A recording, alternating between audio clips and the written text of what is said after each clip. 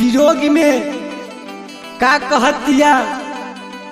हम गायक राजकुमार एहे गीत के गा रहल बानी, जना के राइटर हुए मोइन राज जी। तो सुनी सभे अपना दुलार प्यार दी। हाँ हाँ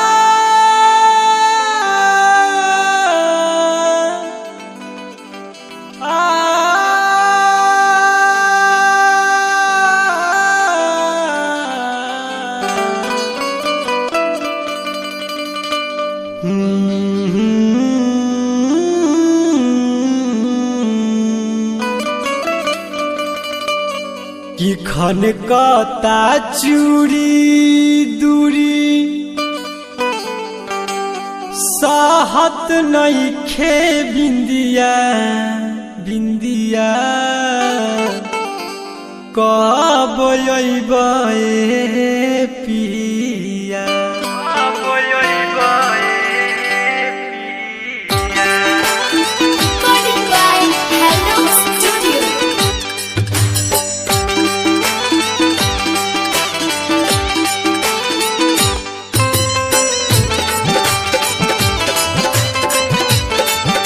म्यूजिक पर रोशन रसीदा।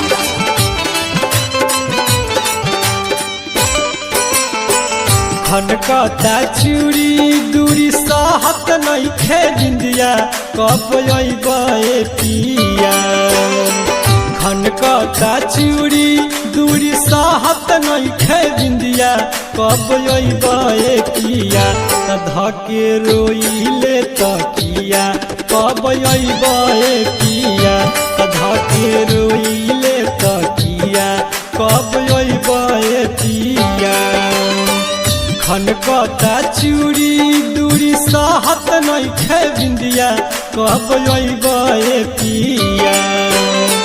खनकता चूड़ी दूरी साहत नइखे बिंदिया कब अइबे पिया। त धके रोइले तकिया कब अइबे पिया। त धके रोइले तकिया कब अइबे पिया।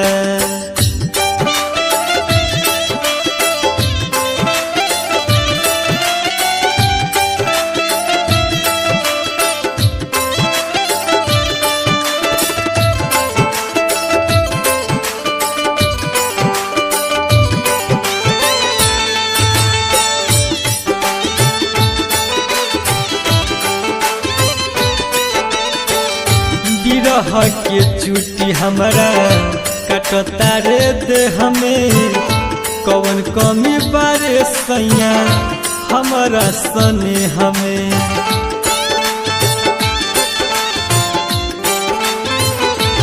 हो बिरह के चुटी हमरा कटता रे दे हमें कौन कमी बारे हमरा सने हमें। कौन कमी बारे हमरा सने हमें। ललियो ठलाली हमर हर तारे जिया कब अइबे पिया। ललियो ठलाली हमर हर तारे जिया कब अइबे पिया। त धके रोइले तकिया कब अइबे पिया। त धके रोइले तकिया कब अइबे पिया। ए पिया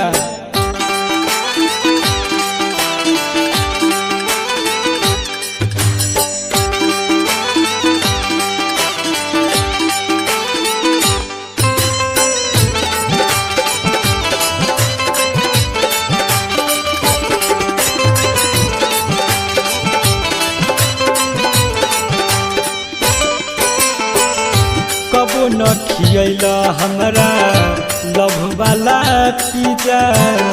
असरे में जोबाना करले नतीजा।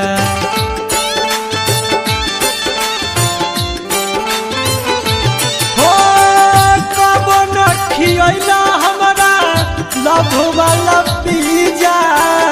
असरे में जोबाना करले नतीजा असर में जवाना करले नतीजा मोइन राजकुमार जुड़ैला नहीं जिया कब अइबे पिया मोइन राजकुमार जुड़ैला नहीं जिया कब अइबे पिया त धके रोइले तकिया कब अइबे पिया त धके रोइले तकिया कब अइबे पिया खनकता चूड़ी दूरी सहत नइखे बिंदिया कब अइबे पिया खनकता चूड़ी दूरी सहत नइखे बिंदिया कब अइबे पिया त धके